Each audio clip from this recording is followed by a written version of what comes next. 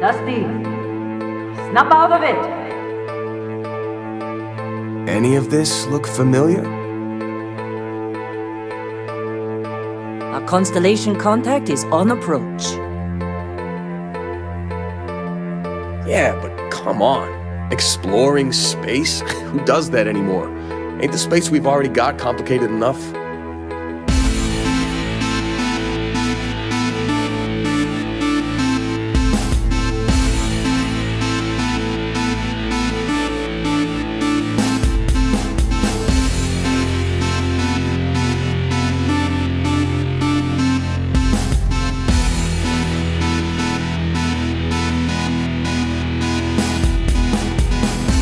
Welcome aboard the Starfield Report podcast.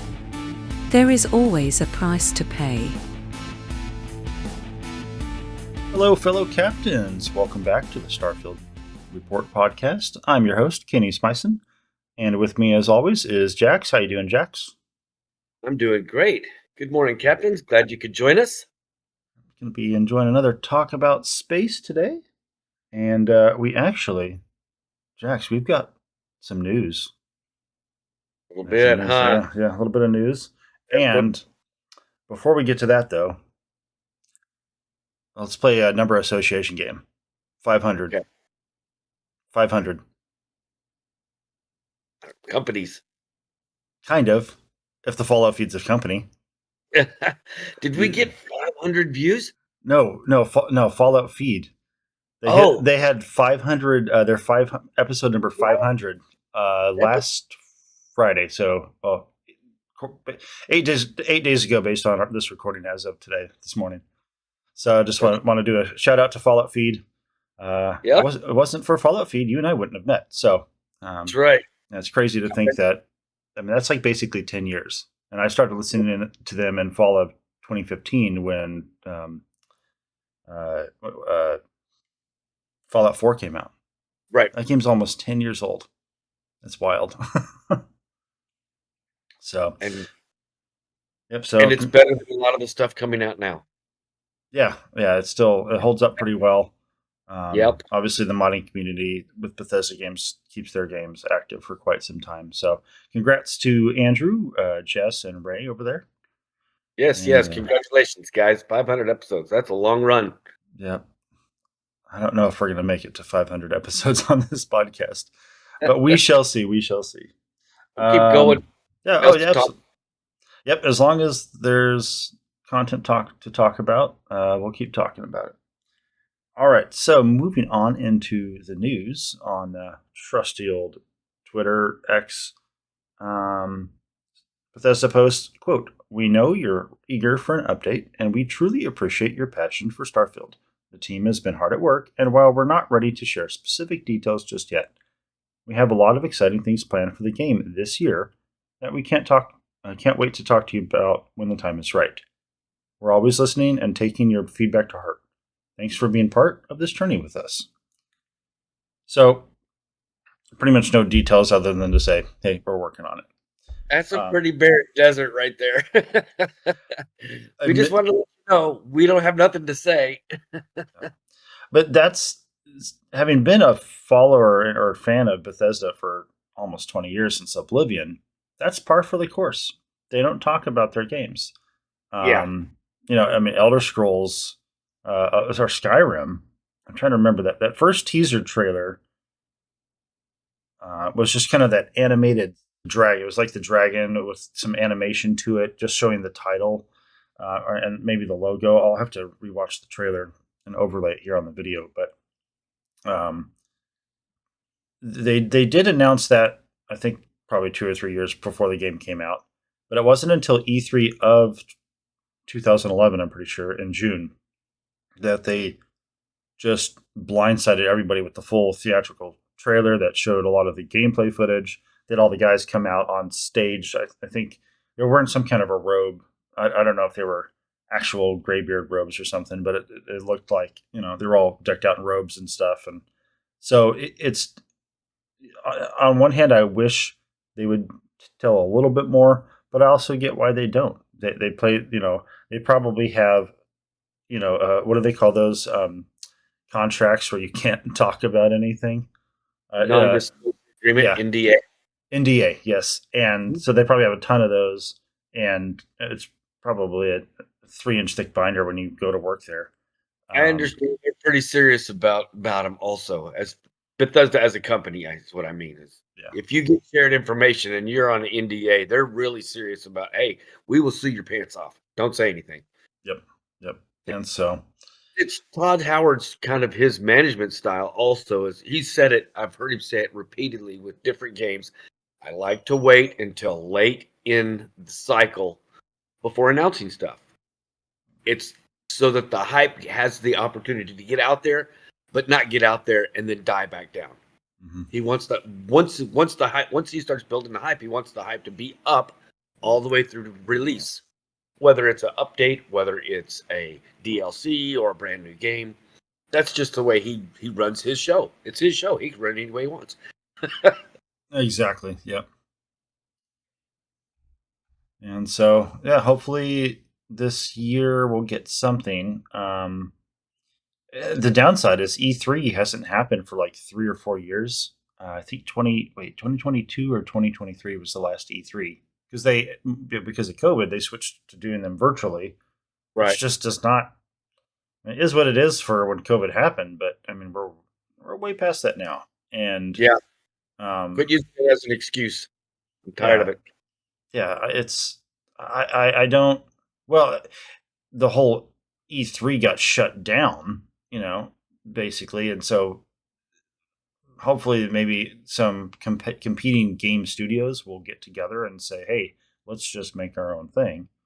Yeah. Because Bethesda, they always had a huge expose every year, showing what they had coming out next. And But so now that they're under the Microsoft brand, I think they're going to be doing the they'll be doing Microsoft's big reveal trailer show.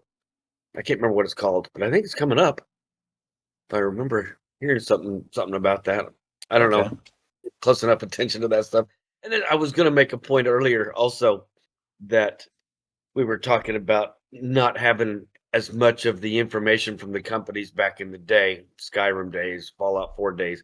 hmm And I think that's more of a recent community kind of a demand is, oh, well, how come you're not telling us more and more information? And, so I don't think it's that Bethesda's changed. I think the community has changed. this is true. Um, yeah, it's funny how when we're young and we hear our parents or the I mean, for me being a kind of borderline millennial Gen X, I lean more towards Gen X, but the boomers, right? Like, oh man, you old crotchety people. But like, you start getting into your 40s, like I am, and into your 50s. I really hear myself a lot. yep, Wow, I'm becoming an yeah, old guy. yeah, because and growing up, well, not growing up, but in my 20s and the 2000s, um, my gaming news, like so I got my first Xbox, I think in 2004. That was the first console I bought as an adult, and I didn't have access. We didn't have access to news online, really. And there was hardly anything there. We But I had got my the Xbox. magazine, What's that?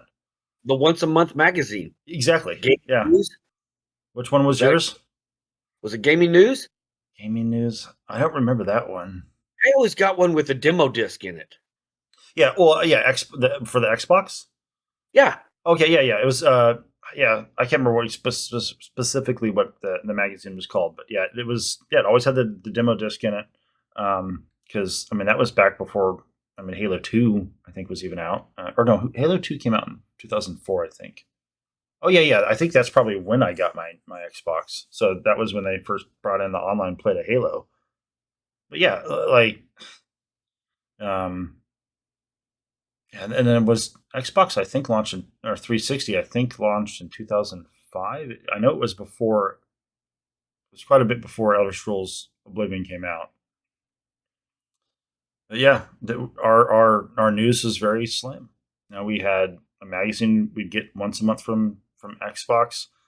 the disc with a handful of demos you could play, and eventually they phased those out on the Xbox 360 once they were able to introduce downloaded demos for games. Mhm. And yeah, so Todd Howard's kind of more old school in his approach, I guess. A lot Yeah. of game companies will put out a lot of news, and I guess there's no right or wrong to it. But the thing is once you do put out news, you can't take it back. And Right. so if they decide to change a major component of the game, um, and so for example, with Fallout 76, I read somewhere that Fallout 76 was originally intended as a multiplayer component to Fallout 4. And then once they were almost kind of done with the Fallout 4 campaign and they realized they had a lot more work to do on Fallout 76, they just split it into two games. I don't know if that's true, but it stands to reason that that could have been the case, and maybe they never. And the fact that they've never talked about Fallout 4 having multiplayer gives them that off ramp behind the scenes Right. to create Fallout 76. It's always difficult and always kind of a bad look to have to go back and walk back a statement and, well, the guy that said that was misinformed, or that was a private company email that was not meant for public consumption, or whatever you have to say to go, we made a mistake. It just doesn't look good. So Yeah. sometimes less is more. Yep, Or better. exactly. Yeah. Well, that wraps up the news. We talked more about the news than the news actually provided, but Right. welcome to being a Bethesda fan. That's right. We could spend 30 minutes talking about no news. Yeah, we can talk 30 minutes about nothing, just like we can run across a planet for 30 minutes and not see nothing. Yeah. Oh, thank God for the buggy. Oh, I downloaded the Daymog, by the way. I was going to ask. Yeah, a couple weeks back. And then I forgot I had it. I downloaded it, and then right at the end of a play session, and it was like a few days before I was able to play again, and I didn't activate it. And so then I just was driving around the normal buggy for a while until I went into the just like at a ship technician, you can change your ship. You can change your vehicle there. I was like, oh, I forgot I had this. So, Right. But yeah, obviously functions exactly the same. I just like it looks a little more sleek, Yeah, So- I like the enclosed look. I just like the look of it a little better. Yeah. Yep. So, and it's not buggy. It's not a buggy. There you go. Works perfectly fine. All right, so let's get into some mission talk. And this week, we're going to go full spoiler, obviously. Well, pretty much every episode when we're talking about a mission, we're not going to hold back spoilers. I mean, the game has been out for a year and a half now, so we're going to be doing a full walkthrough pretty much for the game. So Yep. if you're afraid of spoilers and you're watching this, you're kind of out of luck because yeah. we're going full bore. Yep. So high price to pay. And we wanted to do this as its own mission just because it could potentially branch out into a lot of other conversation because of some of the nature of the event. Now, I've only done this mission, twice. So I did it the first time a year and a half ago. And then on my main character, when I went through the Unity the first time, so into my second universe, there was a dialogue option that allowed me to alter the events of this mission, and so doing it this time technically was the second vanilla first time playthrough of it.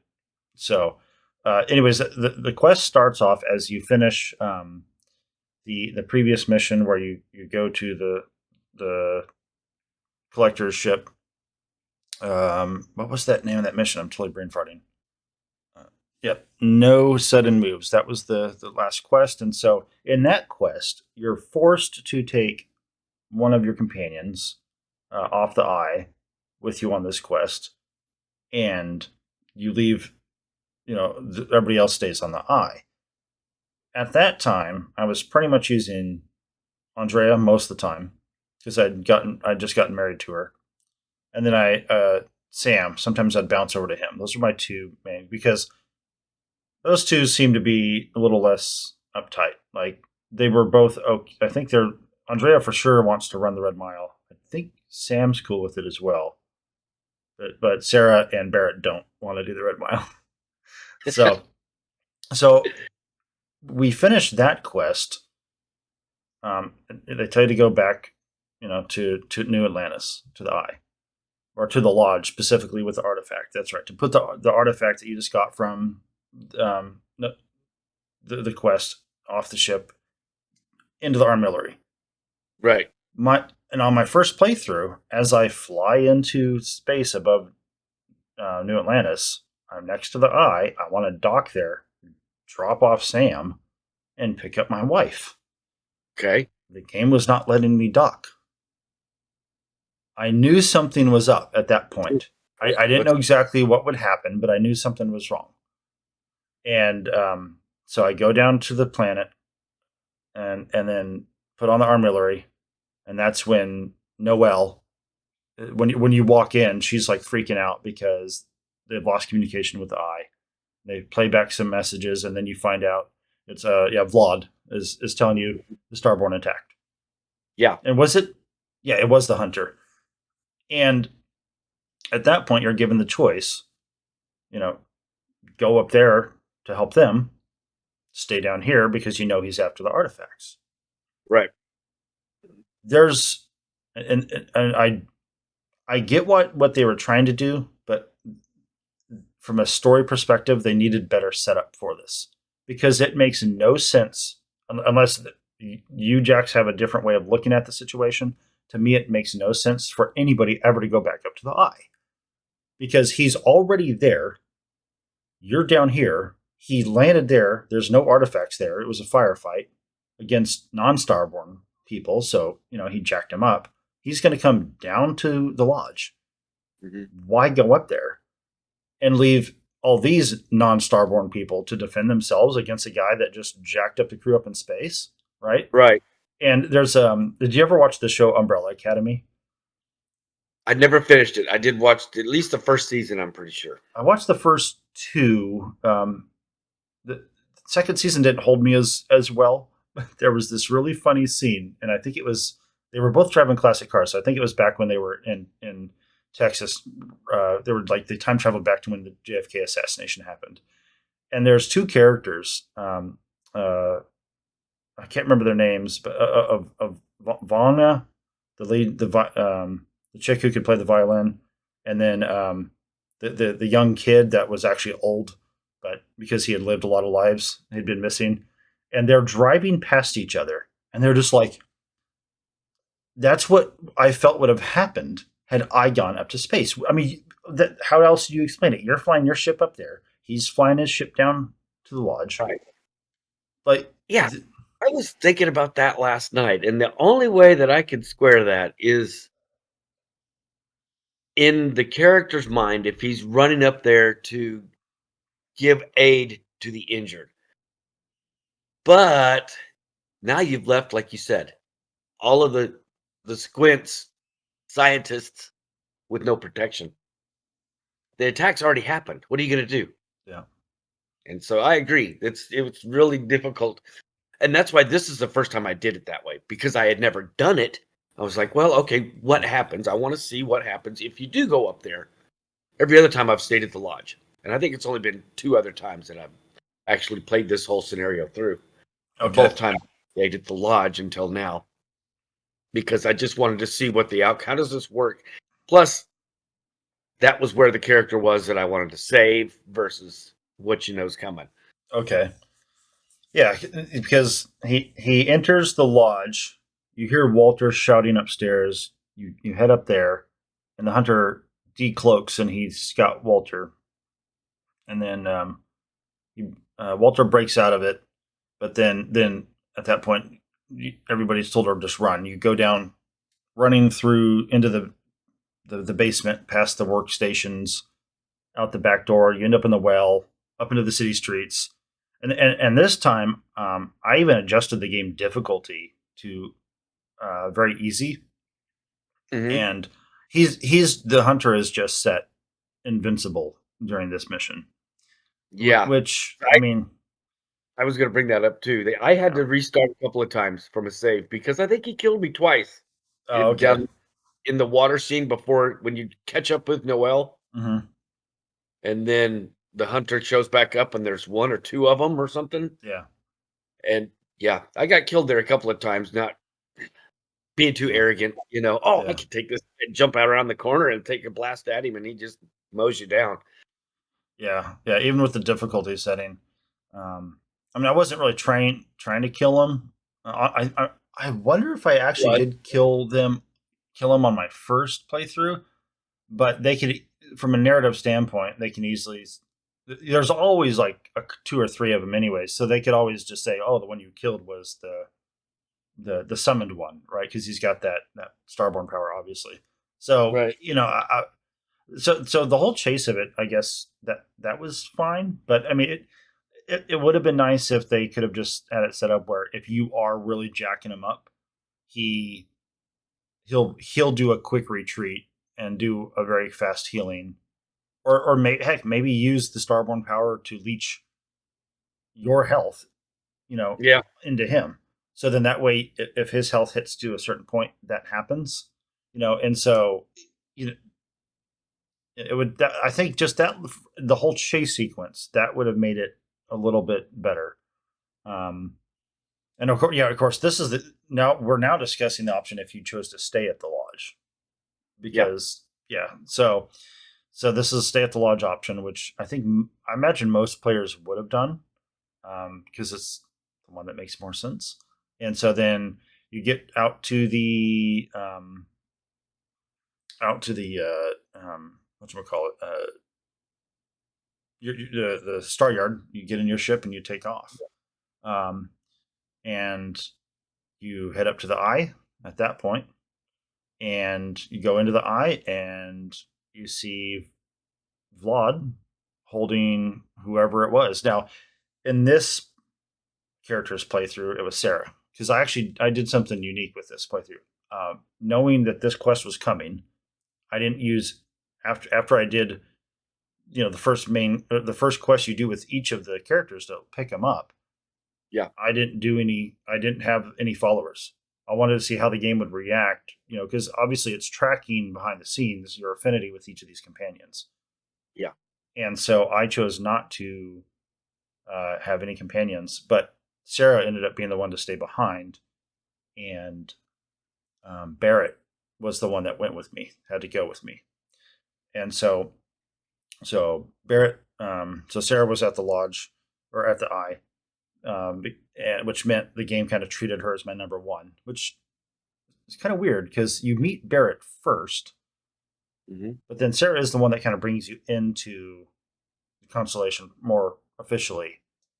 Yeah. So it makes sense that your number one default would not be Andreja or Sam, or who knows? Maybe if you've not done any following with him at all, maybe it is just at that point about a dice roll, or maybe Yeah. there are some decisions on some of the earlier quests that you have them for the one time you need them. That maybe you can create just enough affinity where it does put something on the books.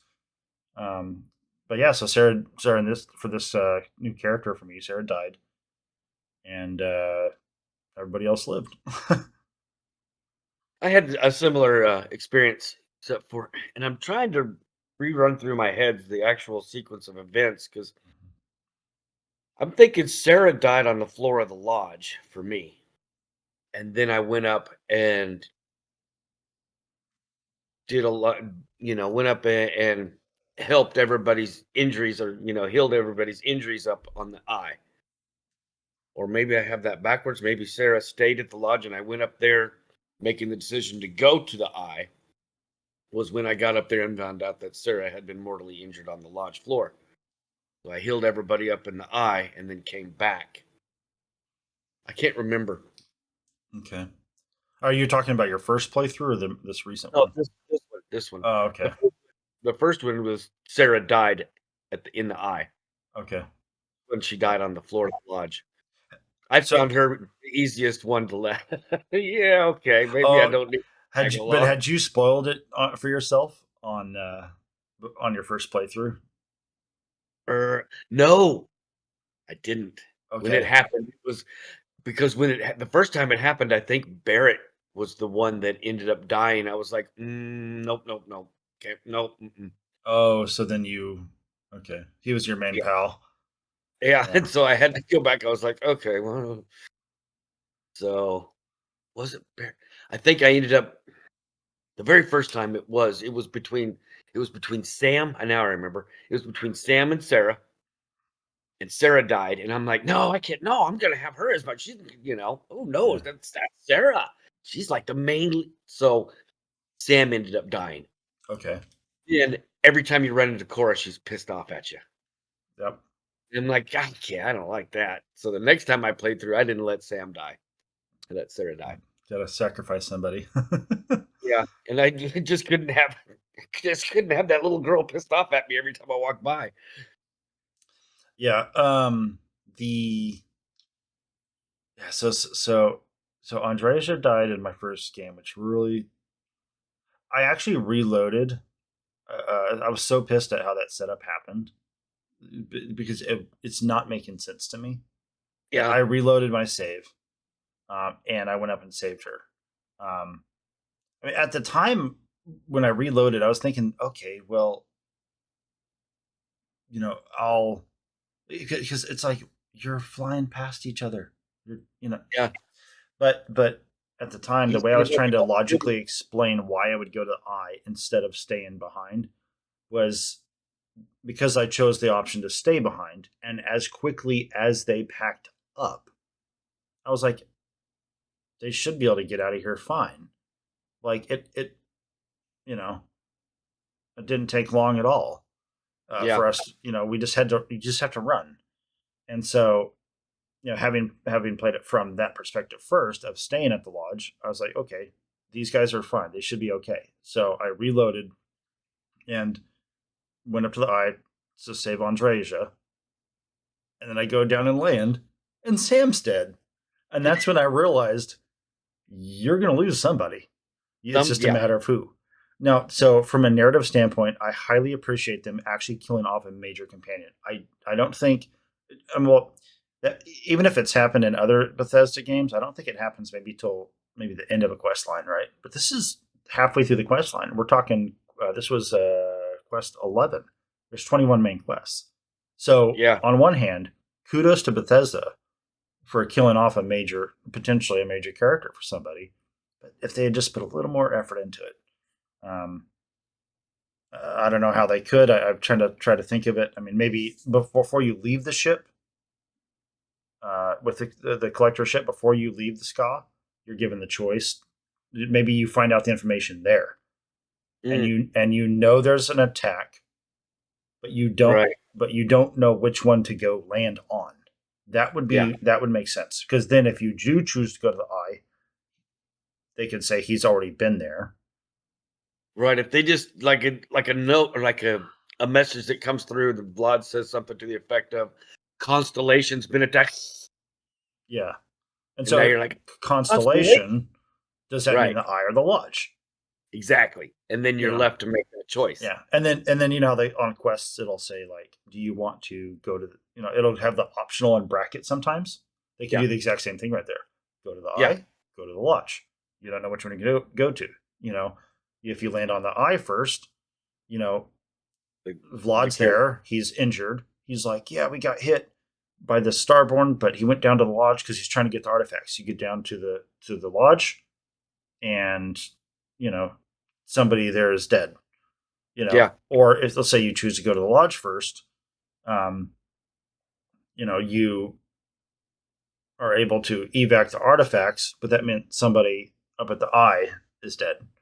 yeah, So I think that's how they could have done it. That would have made sense. But again, from a narrative standpoint, I love that they took took the balls and had somebody killed off. yeah, and you have a very much a narrator's mindset. You Mhm. enjoy the creativity of narration and story and storylines and writing and developing stories like that. So I can see where you're coming from. I just usually play the game and half the time I don't even know what the story is. I'm just getting to the next point. Oh, I gotta go over there. Let's go do that. Oh, it says I need to do this. So I don't normally, until I've played it a couple of times and watched some videos and talked with people, I don't even realize how deep the story might have been, or exactly what exactly were we doing then? You know what I mean? But Are, you play it a couple of times, 2 or 3 times, and it's hard not to have some of those aha moments that you key into the actual story. are you like the dog in the movie Up? Squirrel. Yes, yes. You see something I shiny, you're like, ooh. By the time somebody died, I had already. I mean, I don't know how many hours I was in, but I had done probably most of the side quests. So like the UC quest and Mhm. the so I was hours and hours and hours in, you know. So I had affinity with everybody. Okay, okay. And this time I haven't done any of them. And so now that this point is done, I'm all the way up to the point of entangled, which is where you start doing the time warping back and forth through. Yeah, And but I'm taking some time because we're not there yet. yeah.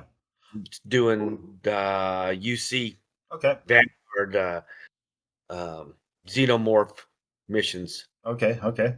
Yeah, Entangled will be like the next mission that we do. That's going to be or next uh, solo podcast episode for that one because we'll do 12 through episode or mission 12 through the one just before Entangled because Entangled is another one just like High Price to Pay that we'll probably dedicate just a podcast to because I think Yeah. that's probably the most controversial um, mission. I of any mission I hear criticism over, it's that one, and it's more just. Well, we'll get into that when we get to it, but yeah, I was looking ahead. I'm like, yeah, that'll definitely be worthwhile having its own episode dedicated to it. Yeah, I want to save that and do that one just prior to recording Yeah. because of the reasons we're finding out this time. I did a high price to pay 3 weeks ago, and I'm struggling to remember every single step of it, exactly what Yeah. happens. So, Yeah. yeah, I want to make sure I'm fresh on it. Yeah. So, regardless of your choice to stay at the lodge or the eye, or head up to the eye, the end result is the same. You and or Constellation get the artifacts out and away from the hunter. So Mhm. I think basically the way they explain how it went down on at the lodge is that that companion that dies basically sacrificed themselves to stall the hunter. They stayed behind in the lodge while Noel and everybody bugged out with artifacts. Right. So, that all makes sense as far as how that would play out. And so you get to save the one person.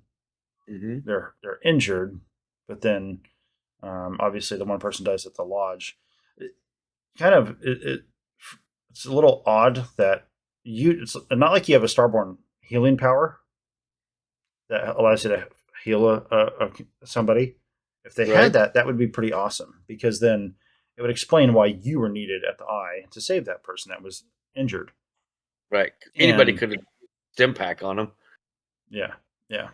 So it from a narrative standpoint, I would have liked a little detail on that, but yeah. So if you go up to the eye and save, excuse me, that person, then obviously the one person dies in the lodge, and while everybody else bugged out. So regardless of which choice you make, you ultimately, if you choose to stay in the lodge, you escape to your ship and you take off, go to the eye. If you choose to go to the eye, then you go back down to the lodge. Hmm. But Noel was successful at getting out. And then I can't, you know what? I should have chosen that option at that point because now I can't remember what happens when you follow through with or when you choose to go up to the eye. Where does Noel meet you? They successfully get out with the artifacts while the one companion stayed behind and died in the lodge. But then where do they rendezvous with you? Do they magically appear on the eye later? Or do you No, oh I no, you go back to the lodge.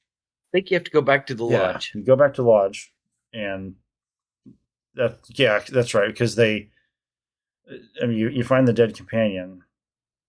And then it's at that point Vlad has the suggestion to put the arm mill around your ship, or maybe you, as in your character dialogue option, have the option to tell him, "Hey, let's put the arm mill around my ship," because at least at that point it's mobile, right? Yeah. And this is the point where you have the run and gun through the streets, isn't it? Well, no, that we already covered that. That was because I'm talking after you've landed back and the one companion's dead. Or is Yeah. there, or that's an interesting question. Is there some more run and gun? If you choose the option to go to the eye first to rescue them and come back to the lodge, is there a firefight at that If you point? go to if you go to the eye first to save the people in the eye, Hmm. you don't have the run and gun through the streets yet.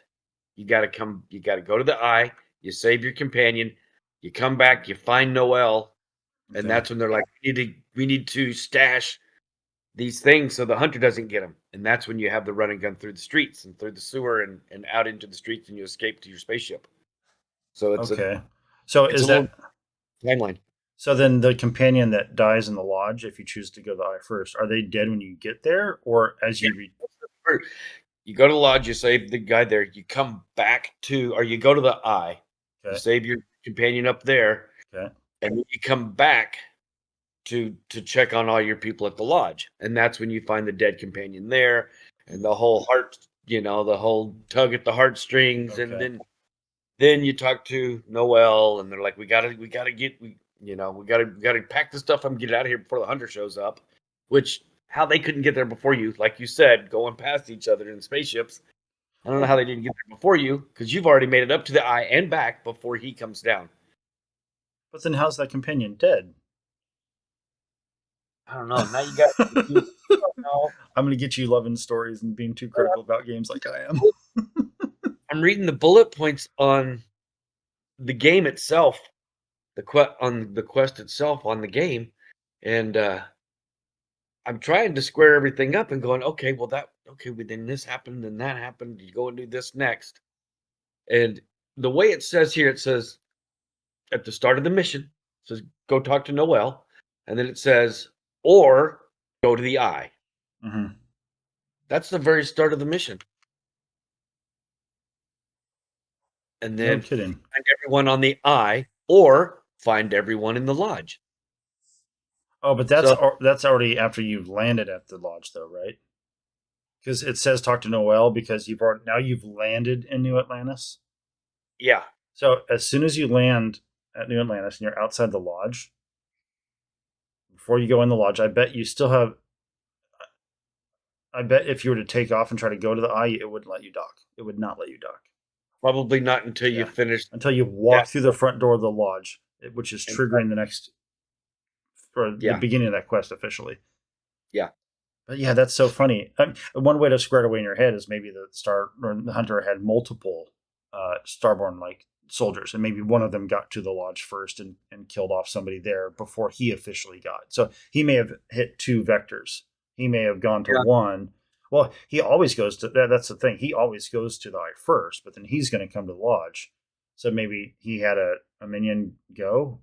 I don't know. I'd have to. I should have replayed it that way just to look at it from a narrative perspective. Yeah. But in the end, for this new guy, Sarah's dead.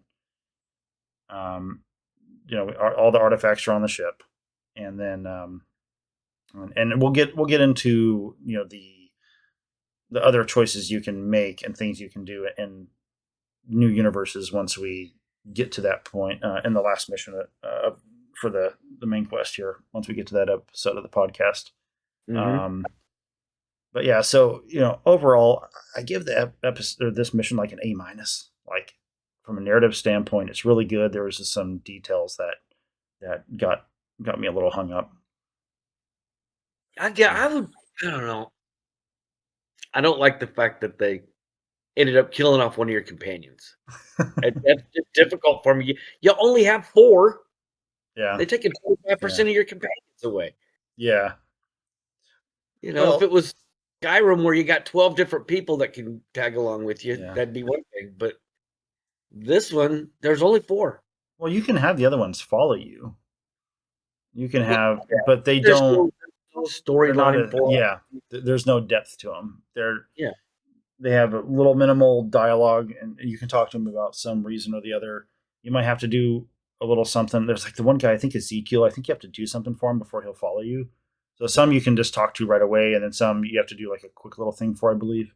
But yeah, in general, they don't have a major quest line, and so yeah, you really only have 4 characters you're going to be more emotionally connected to, Mm-hmm. and then so to lose one of them is it's high stakes. Yeah. Yeah. So, you know, Luckily, we got quests. We got mods now, and you can yeah. pick up other people and do Yep. other companion quests with mods. So Yep. Have that we do. Um, Goodness. So yeah, that quest. Oh, and the one more thing about that quest is the funeral for the character who dies. Now, on my first playthrough, I never got the funeral, and I I remember never did the funeral either. I got side quest, side check. got Off distracted. the bunny trail somewhere else. The next thing I know, it's been Yeah. 2 months, 3 months before I've been back to the lodge. Yeah.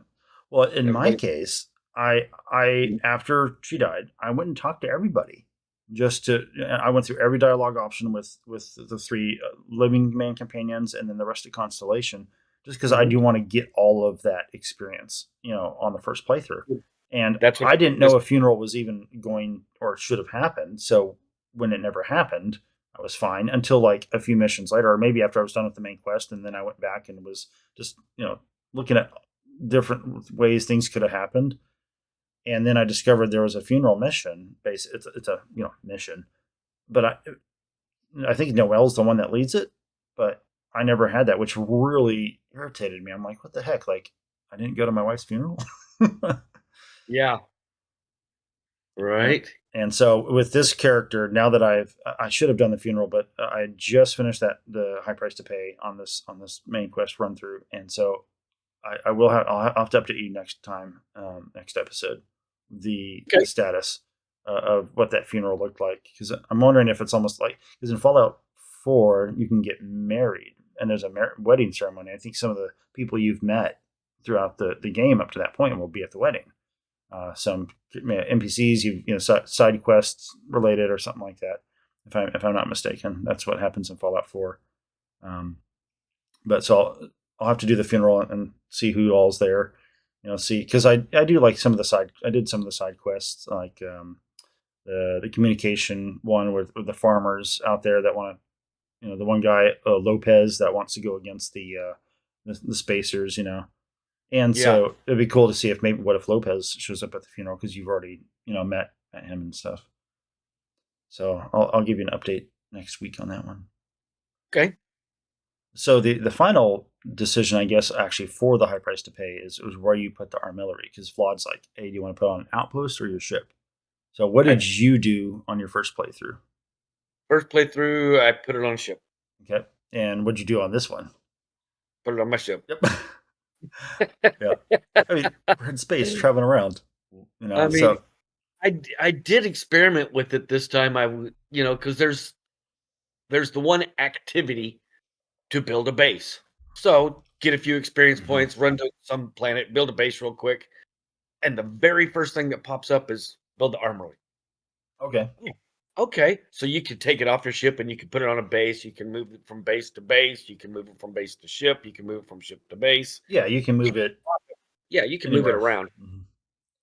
Yeah, my first character, my main character, space trucker. He lives in space. I mean, so much so that I've got the spaced attribute, so I'm not as effective on planet side, but I'm better in space. And so yeah, of course I put on a ship. Now with this character, I was tempted to put it at an outpost, but I'm like, oh, then it's just going to be sitting at an outpost, potentially undefended. Even if you throw, Keller or Heller and Lynn there, because they have the good outpost skills. It's like still you're at risk of the guy finding it, and killing those people. So, but the main reason I like having him on the ship is it just looks cool. Yeah. It's inside the grab drive spinning. So if you can visually see your grav drive, then you can see it spinning around in there and doing stuff. Yeah. And some of my my ship mods or my ship builds actually have a viewport to the grav drive where you can see the grav drive Mhm. when you're walking the ship. And yeah, and then when you put it in there, you could see that thing moving and spinning around it. Yeah, it's pretty cool that they added that little detailed graphics to it. Yeah. My only nitpick though with that is that once you've finished the armillary and you've finished the main quest, and you have the armillary installed so you can see Mhm. it, the next time you jump, that's when the thing happens, right? But if you don't want that thing to happen yet, you uninstall the armillary from the ship to prevent, I'm talking like truly ending the game, right? Right. Going into the Unity. Yeah. But so if you don't want to go into the Unity yet, you have to uninstall the armillary, which means you don't get the cool thing on your ship. And like my battleship, same thing. I put my grav drive, my space trucker battleship. I put the grav drive right up on top, Mhm. and so I could see it from the bridge, barely. Like, but I have the big Stratecon bridge sticking up, so you walk up and look down out the window. If you get out of the captain's seat and walk up, look down, you can kind of see it glowing down in there. And so that was just I'm like, what? Like they should have it should once it's done, just leave it always shiny and stuff. But maybe they're using that. Maybe they have that going as a visual cue, so players remember. Oh, don't accidentally jump. I seem to remember having like most of the pieces on my ship and still need to go collect some. Am I wrong? No, you can have it on your ship. It's there spinning. It's installed on your ship. It's spinning, and then there's more pieces you might need. But the problem it's when you finish collecting all the pieces. That's Yeah. where you have to uninstall it from the ship. At that point, I Right. think they're weightless and they go into your inventory. Just make sure you save one in your back in your inventory and don't put it into the armillary yet. And then you don't Oh, drive thing happen. okay, that's a good point. Because I remember having mine on my first ship. I had it on my ship for a long time, doing all the side quests and all, and it was there. Okay, And that's what I was trying to. I was thinking, just hold on, because I remember seeing it and playing with it and building ships and having it there and seeing the graphic. But I think the reason was because I didn't have one piece I'd yet to put in. okay, So you you've got to go and there's more quests down the road you got to accomplish before you can get to the Unity. okay. So you still have the big fight and all the all the stuff. Yeah. Yep. Good times. Yeah. So this was a fun mission. Okay, so our next episode, we're going to be going over missions 12 through 15. So that's Miss Beyond Measure, Unity, In Their Footsteps, and Final Glimpses. And we're going to be doing that recording on Saturday morning, the 29th. So if you want to get some feedback in, folks, for those missions, just try to have it in back by Friday, February, or March 28th. That way we can go over that. And you can send the feedback into starfieldreport@gmail.com, as well as if you have any pictures of your ships. Jack's actually sent over some pictures, so I'm going to put any pictures that people send in, I'll throw into the end credits of the episode so people can take a look at those. Yeah, send us your pictures. Send us your base builds and outpost builds. We'd love to see them. Yeah. Or any suggestions or comments, man. We would love to hear from you guys. So, yeah, we're here for you. I'm looking forward to building an outpost, but I can't do it yet because I keep going through on my main guy at least, I'm going to be going through the Unity until all my powers are maxed. Then I'll settle down in that universe. Yeah. Now, my combat medic, though, I'm skipping. I'm not doing anything with Constellation. I never will. And so I do have a custom hab on one of his ships. So I might actually go ahead and build him an outpost that's built out. So that'll be fun building an outpost. So This game is so multifaceted that you can totally get lost in any one of the aspects of it. Mhm. Just doing all the quests. Okay, well, I'm going to do all the quests. Well, there's tons of hours in that. Well, I really enjoy the shipbuilding. So you got tons of hours and you get lost and you don't realize that you haven't done anything but build ships for, a couple of weeks, Yep. or base building. There was one playthrough where I heavily got into the base building and I had gone through the Unity and I was like, okay, this time I'm going to experience all the base building, and so I really built up all of my base building and all of my building skills and outpost skills and all that. So there's a lot to it, and it's a lot of fun. And now with the additions of some things, they've fixed a lot of the outpost bugs that they had at launch. A lot of those are fixed. They've updated some things to make it a little easier to see what's happening. And mods, there's a lot of mods that are that have come out for base building. There's one in particular I've been keeping my eye on, and I can't remember what the gentleman's name, but it is also called Wicked. Okay. So Okay. I think it's Wicked Outposts or something like that. And he's got he adds a ton of stuff. There's like 4 mods. Well, I'm sorry. Get up on it. There. Actually, yeah, we might do like an episode dedicated just to outpost building. Although, quick question: do you have the Better Living mods? There's Better Living 1 and Better Living 2. They add a lot of decorative stuff, just for when you're decorating in your ship. But a ton of it is clearly intended for outposts as well, because it's like the lunar buggy, that's left behind from the Apollo missions. Yeah, so down to there's a little radio in there that plays. There's like there's 5, like there's the music from Neon City, the 2 different clubs, Euphorica or Euphoria or whatever, and then what's the main Astral Lounge, right? And then the rock music that plays in the key, right? So this radio, you install it, and you can go up and push. There's 5 buttons. You push it to turn on which track you want. Somebody, Crimson Flyboy, I think, was talking about a mod, and this came up where you set the stereo speaker, and then you can do like combat music, the Starfield opening theme, and then like you said, the Crimson Fleet background music, the Astral Lounge background music. So yeah, it might be the same mod we're talking about. Same mod. So Better Living, huh? I'll have to look at it. Yeah, Better Living 1 and 2. Better Living 2 includes Better Living 1 came out before Shattered Space, so Better Living 2 includes all the Shattered Space kind of decor, as well as that's other stuff they were able to scrap together. So I'm gonna find a way to build some of the benches and stuff that aren't so bulky. You know what I mean?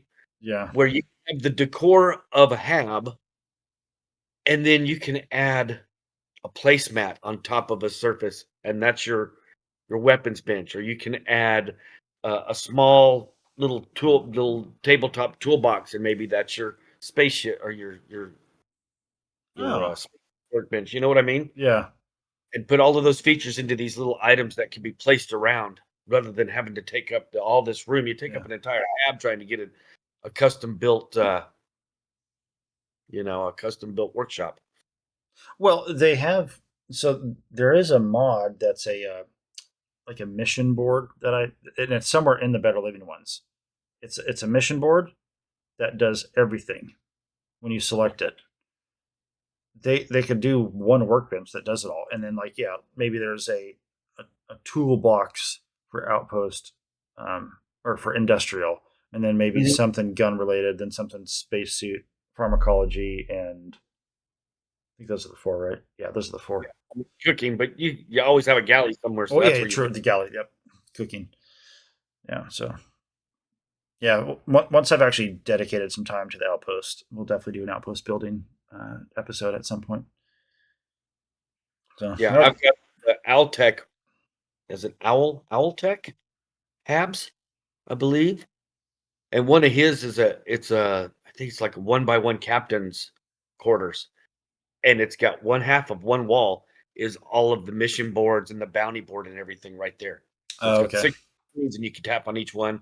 And in that one, it's got a small navigation table where you can sit down at it, and it's got a bed, and it's got like a coffee maker, and that's the whole. That coffee maker is the whole galley, and that's what I mean, is to where you can have little items, to where you could make a custom interior on a ship and not take up half of the. Yeah, that makes sense. Especially if you're trying to do a smaller ship where you only have 1 or 2 habs, and you still want to have all the functionality, Mm-hmm. but without taking up so much space. That makes sense. Right. So, alrighty, folks. Well, thank you so much for joining us for another trip through the Starfield in this episode. Definitely enjoyed going over this mission, and we're gonna like we mentioned earlier. It'll be Friday, February or March 28th. You're gonna want to get in your feedback for that episode, to go over those missions. And any final comments, Jax? Well, it's been a wonderful time with you guys, and Kenny's been great. Next time you see me, I will have gone to Gary Con and played with all my D&D buddies for a week. And man, I look forward to this week all year long. This is the best week of my life to be able to get there and see all my high school buddies and hang out with them and all these new friends. It's such an awesome time. So if you guys don't know what Gary Con is, look it up. It's an awesome time. It's a D&D convention in Lake Geneva, Wisconsin. So it's a really nice place. Yeah. It's a bit pricey, but it's once a year. Yep, nice. Yeah, we'll have to talk about that a little bit at the beginning of the next episode. Let us know how your gaming time was. So, yeah. Alrighty, folks. Well, take care. We will see you in the Starfield. Bye, guys. Now that was some fine work on the pressure.